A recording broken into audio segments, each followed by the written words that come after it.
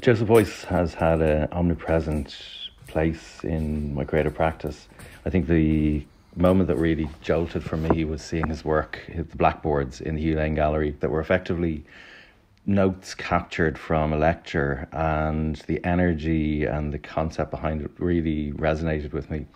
What was really interesting was these lectures in 1974 were just a few months after I was born, and reading the notes behind it, he was very, very interested in Irish independence, about the state, about Joyce, and he was passionate around that, and he actually spoke about the Dublin and Monaghan bombings that happened just before I was born, of which I was nearly blown up in.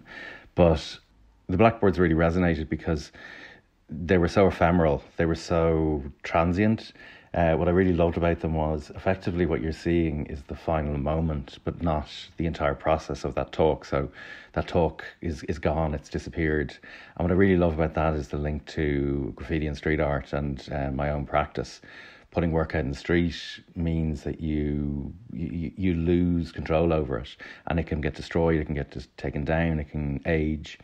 I think for me, Beuys taps into that.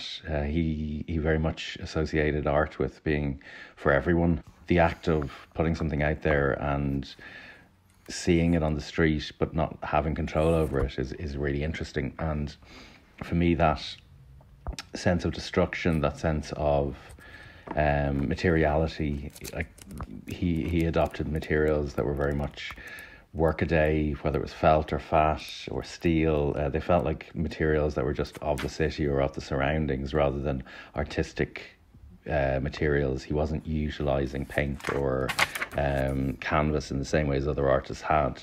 So utilising the objects of the world meant he was creating something that felt as if it was part of our everyday existence.